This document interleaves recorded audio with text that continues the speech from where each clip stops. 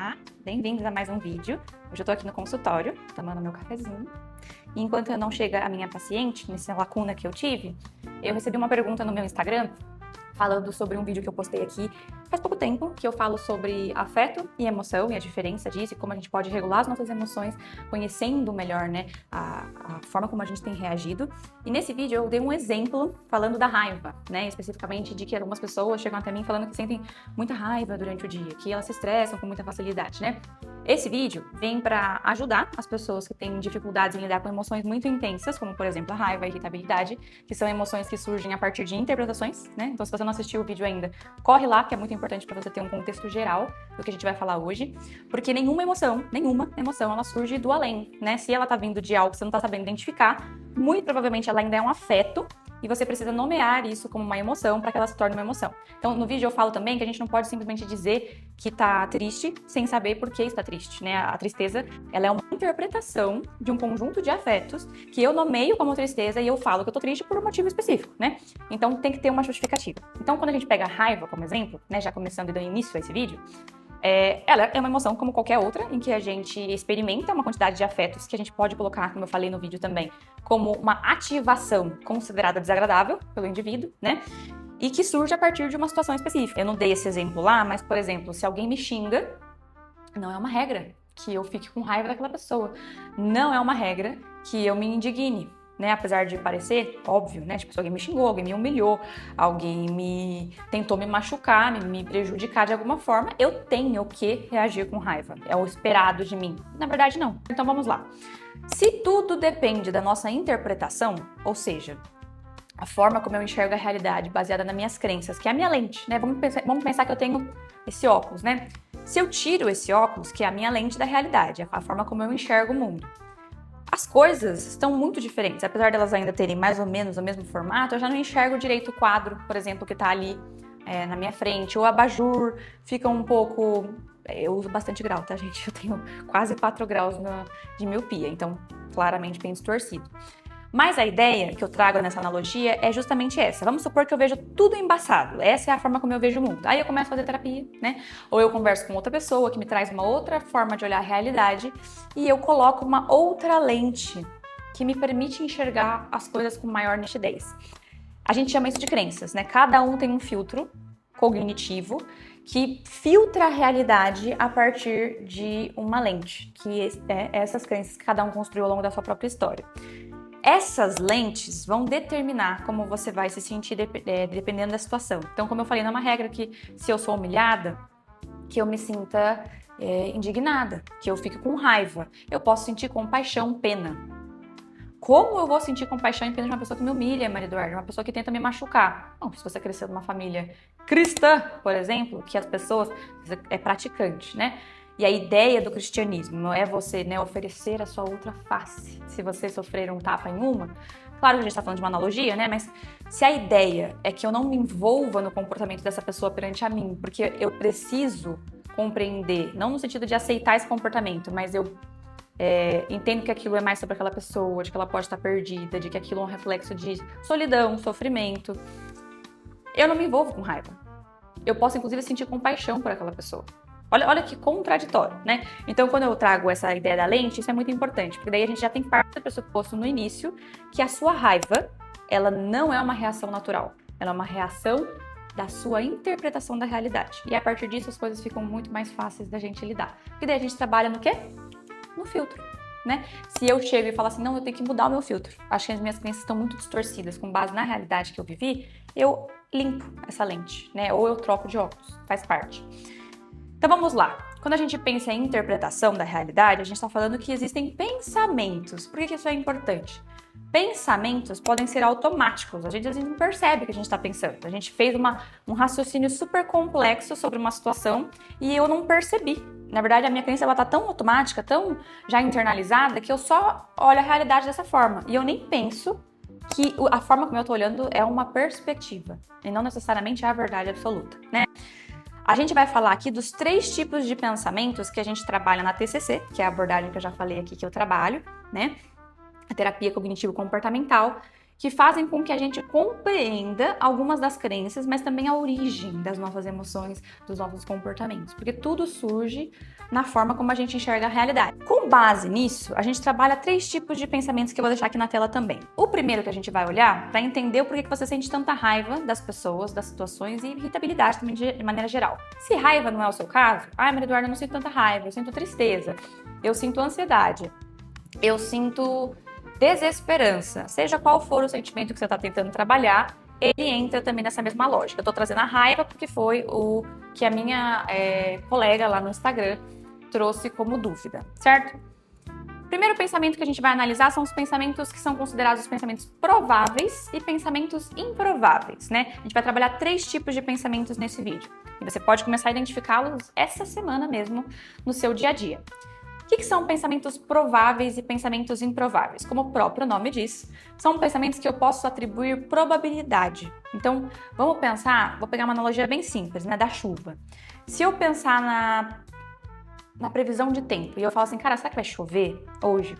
E aí eu entro lá no aplicativo de previsão e tá escrito que a probabilidade de chuva é de 70% hoje. 70% é uma probabilidade. Isso significa que vai chover? Não. Significa que tem uma probabilidade de 70% de chuva. Eu vou levar um guarda-chuva. Eu, Maria Eduarda, não sei vocês, mas eu vou levar um guarda-chuva, porque 70% é mais de 50% e a probabilidade de chover é alta.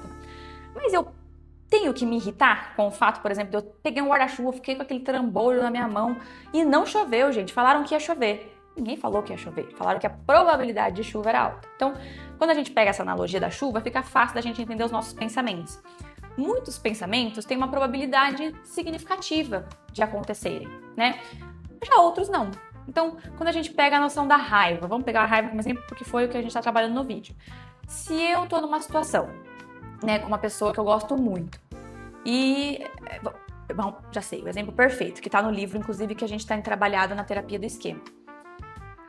Vamos supor que você namora, tá, uma pessoa e você é uma menina e você namora um homem e você falou pra ele o quão importante era pra você que ele respondesse as suas mensagens a tempo, né? Que quando você mandasse uma mensagem, ele respondesse, mas ele some, né? Ele é uma pessoa que não usa muito WhatsApp, né? Ele é uma pessoa meio sumida, ele só aparece no final do dia, e isso te deixa muito ansiosa.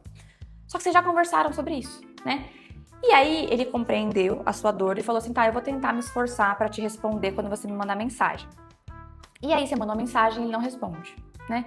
Você pode se sentir com muita raiva dele. Falando assim, cara, ele sabe o quão importante era pra mim. E ele não me respondeu. Ele não fez o esforço de parar um pouco o dia dele para me dar atenção. Isso pode surgir como raiva. Só que tem como a gente dizer que o seu namorado não se importa com você porque ele não te respondeu naquele momento? A probabilidade é alta disso ser uma verdade? Você poderia me dizer, sim, porque ele sabia que aquilo era importante pra mim. Só que daí a gente tá desconsiderando quem é o seu namorado.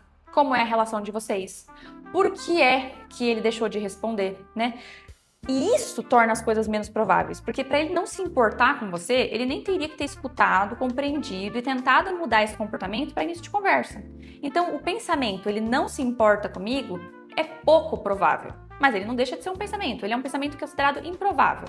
Mas tudo que é improvável, a gente ainda considera que pode acontecer, pode ser uma verdade, mas é improvável. Então, abraçar este pensamento vai te trazer muito mais prejuízo do que se você buscar pensamentos mais adaptativos que te mostrem maior probabilidade. Então, qual seria um pensamento mais provável nessa situação? Cara, ele deve estar corrido com as coisas do trabalho, ele já não me responde com frequência, já é uma dificuldade dele. Então, muito provavelmente, ele não está fazendo isso para me machucar. Ele não deixa de se importar comigo quando ele não responde a minha mensagem. Isso é muito importante, porque isso já impede com que a raiva surja.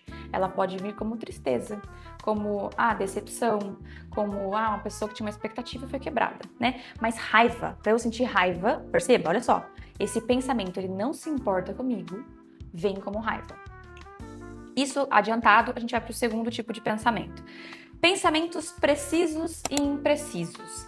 Como o próprio nome traz também, a gente tem a precisão. O que é precisão? É eu ser certeira naquilo que eu tô prevendo nos meus pensamentos. Então, vamos pensar na chuva de novo. Eu falo para você que a probabilidade de chuva é de 70%. Mas aí eu adiciono que vai chover às 3 horas da tarde. Então, 3 horas da tarde, você vai sair com seu guarda-chuvinha e você vai esperar a chuva cair. Se a chuva cair, caraca, você foi muito precisa. 3 horas da tarde começou a chover, né? A probabilidade era alta e ainda era muito preciso. Quando a gente pega pensamentos precisos, eles são quase difíceis da gente identificar, porque para você ser muito precisa, você está falando de situações passadas que você já teve. Então, vamos pegar esse exemplo da moça de novo com o namorado, né? Se ela fala, tá bom, meu pensamento é pouco provável, só que o pensamento, por exemplo, de dizer ele tá ocupado com as coisas do trabalho, é ao mesmo tempo muito provável, porque isso gera uma realidade, e porque ele está no trabalho. Então esse pensamento também é muito preciso, porque se ele está no trabalho e ele está desocupado, por que ele não me responderia se a gente já combinou que ele estaria disponível para mim, para a gente conversar nesse tempo que ele tivesse disponível? Então, muito provavelmente, muito precisamente, ele está ocupado com o trabalho, né? Só que para a gente ser preciso, para esse pensamento ser preciso mesmo, ele tem que ser confirmado, né? Que nem eu falei, a chuva cai às 3 horas da tarde. Aí você fala, nossa, você foi muito precisa. Eu não falo que a sua previsão é precisa antes de saber se vai chover ou não. Porque dela não foi precisa. Você não foi tão precisa assim, porque não choveu às 3 horas da tarde. Então, pra eu ser precisa, eu falo assim, nossa, tá vendo? Esses tipos de previsões que eu tenho são reais. O meu namorado tem que vir e falar assim, olha, desculpa, tava na correria, você já sabe. Muita coisa no trabalho, não consegui responder a sua mensagem. Olha como eu fui precisa. O pensamento de pensar, muito provavelmente ele tá trabalhando, tá ocupado, foi provável e foi preciso. Ficando claro isso, mais uma vez a gente entende que a gente não precisa sentir raiva, mas vamos por terceiro pensamento. O terceiro tipo de pensamento que a gente analisa em terapia são os pensamentos mal adaptativos e os adaptativos, sejam eles corretos ou não. Aqui a gente entra numa parte mais interessante, né, que eu gosto muito de trabalhar, porque vamos pensar numa pessoa muito ansiosa. Não sei se é o seu caso aí assistindo esse vídeo, mas eu trabalho com muitas pessoas com ansiedade, transtornos de ansiedade mesmo, né, em que é muito difícil a argumentação, porque tem como eu te garantir, por exemplo, se a pessoa ela tem medo de sair na rua, porque ela acha que ela vai ser assaltada a qualquer momento, tem como eu te garantir que você não vai ser assaltada? Tem como eu te afirmar, olha, não precisa se preocupar, você não vai ser assaltada, tá tudo bem. Eu não posso afirmar isso, porque a probabilidade de ser assaltada é alta às vezes, dependendo do lugar que eu tô. E se eu não tô num lugar também muito perigoso, eu também posso ser assaltada. Então, essa pessoa, ela não vai ter nenhum asseguramento de que ela não vai ser assaltada. Por isso é muito difícil a gente trabalhar pensamentos que são prováveis, improváveis, precisos e imprecisos. A gente geralmente entra no quê, então? Na parte de compreensão de esse pensamento é adaptativo, né? Então, vamos pegar o exemplo de um pensamento que é muito provável, muito preciso, mas é mal adaptativo. Quando eu tenho pessoas com depressão, elas costumam falar assim, nossa, nada vale a pena, nada faz sentido, eu vou morrer de qualquer jeito, então não adianta fazer nada nessa vida. Que eu vou morrer um dia é muito provável, na verdade é a realidade, né? A única verdade que a gente tem sobre a vida é que a gente vai morrer. E ele é muito preciso também, porque eu não tô falando no dia que eu vou morrer, eu falei um dia eu vou morrer, e claro, vai ser um dia mesmo. Ele é preciso e muito provável, mas ele é adaptativo? O que é adaptativo? É um pensamento que vale a pena eu ficar pensando que eu vou morrer a qualquer momento? Vou viver minha vida. Ainda mais se eu penso, porque olha como eu vou entrar num ponto ainda muito interessante. Se eu penso, nada faz sentido, eu vou morrer a qualquer momento, eu posso sentir desesperança, apatia, indiferença perante a esse tipo de pensamento e de cair pra depressão. Mas e se eu penso assim, cara, a qualquer momento eu posso morrer? A vida é curta, finita, as pessoas falam, a vida é um sopro, aproveitem. Isso me traz um gás, traz esperança, traz motivação para eu viver a minha vida com um propósito, já que a minha vida é curta. Aí o pensamento se torna adaptativo, porque ele te faz viver, né? Então, na psicologia, a gente considera pensamentos adaptativos aqueles pensamentos que te ajudam a se movimentar, a ter vida, a, de certa forma, lidar com conflitos e, principalmente, lidar melhor com as suas emoções desconfortáveis e desagradáveis. Então, pensando na raiva, esse sentimento muito complexo, né? Eu gosto sim da raiva. E tem raivas que são importantes. Porque às vezes a gente precisa se indignar. A gente precisa lidar com situações a partir da raiva. Tipo, fiquei com raiva e falei de maneira firme e assertiva. Não é sobre ser grossa, né? Também a gente não é assim, né? Então eu tô com raiva, então eu vou meter o louco em todo mundo. Não é isso, né? É você ser assertiva, impor limite, ser uma pessoa madura na situação. Mobilizada pela raiva, né? Então, a raiva ela também pode ser adaptativa. Mas pela pergunta que eu recebi lá no meu Instagram, e eu imagino que de muitas pessoas também seja esse o caso, na maioria das vezes essa raiva ela não é adaptativa, ela faz mal. ela me faz brigar com as pessoas, ela me faz ter dificuldade, né, de viver a minha vida tranquilamente, porque eu sinto muita raiva, sou muito irritada. Tudo que acontece comigo eu fico reativa, eu respondo. Aí a gente tem um sentimento mal adaptativo, porque muito provavelmente se a gente pegar os pensamentos prováveis e improváveis, precisos e imprecisos, pensamentos mal adaptativos e adaptativos, esta pessoa que está sentindo muita raiva, muito provavelmente, olha lá a probabilidade, está distorcendo a realidade que ela está vendo, né? Ah, mas distorcendo completamente? Não. Eu sempre acho que tem pontos ali, que nem você tá vendo, se eu tiro o óculos, eu deixo de estar numa sala?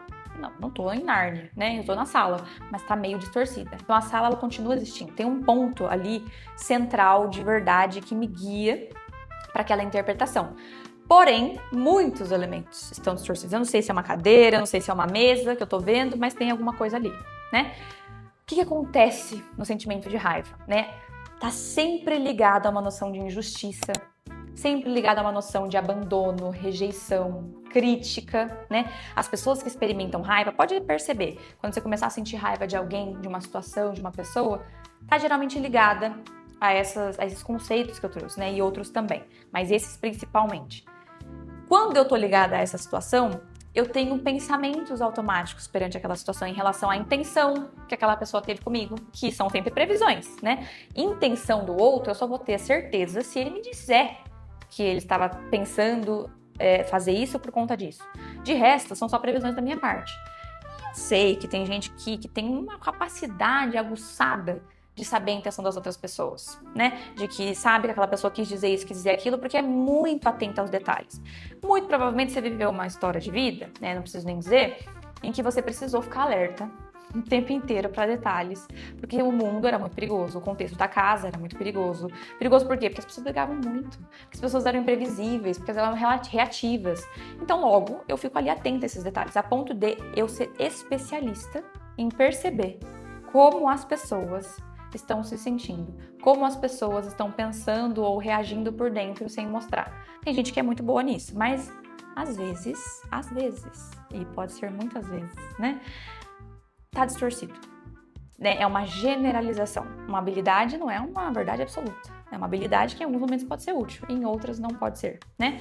Então, quando a gente pega raiva, geralmente a pessoa está distorcendo a situação, a intenção de uma pessoa. O que aquela situação quer dizer, o que ela significa, o que ela pode gerar, né? Há uma catastrofização de muitas coisas também que faz aquela pessoa reagir de forma reativa, né? Muito comum a gente vê em conflitos que alguém recebe uma crítica, uma pontuação, um comentário e ela se sente atacada. Quem nunca aqui, né, se sentiu atacado ou até mesmo conversou com alguém e percebeu que a pessoa ficou, opa, calma aí, só fiz um comentário, só perguntei uma coisa. E a pessoa reage de maneira muito reativa, ela fica muito irritada com o comentário, né? Muito provavelmente essa pessoa, ou até mesmo você que reage dessa forma, tá interpretando que aquela pessoa que tá comentando, ou que tá comentando, quis dizer alguma coisa que ela não disse. Isso vem das suas crenças, do que você já ouviu, daquilo que você se enxerga, mas não quer acreditar, do que você tem medo de ser, de olhar sobre si. Ou qual que é o custo de você ficar ali interpretando várias coisas que não estão sendo ditas, né? Que não foram pronunciadas e às vezes nem demonstradas, para se proteger de uma situação que talvez não esteja acontecendo. Né? É muito comum a gente ver relações que acabam ou que estão sempre em conflito porque alguém tá super distorcendo a realidade. Isso é comum para todo mundo, né? Isso vale para todos os outros sentimentos. Mas nesse vídeo eu foquei especificamente na raiva, porque como eu vou lidar com a raiva então? Olhando para a forma como eu estou interpretando. Mas não é o suficiente, né? Então, para finalizar esse vídeo, que, né, vou trazer de novo uma revisão dessas estratégias, eu ainda gosto de trazer uma mais profunda, que é mais provocativa, né?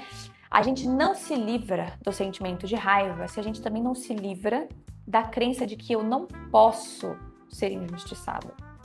Eu não posso ser criticada. Eu não posso sofrer injúrias. Eu entendo o sentimento vir, mas a reação comportamental talvez seja o problema, né? Porque qual é o problema de sentir raiva? Nenhum, né? Ainda mais se essa raiva ela é justa. Pô, eu sinto raiva, olha o que aquela pessoa fez comigo, mas como que eu me comporto? Porque essa pergunta no meu Instagram, ela veio de uma forma bem intencionada, né? Como eu lido com a raiva? Ela não tá falando só da emoção, porque muito provavelmente ela não tá lidando.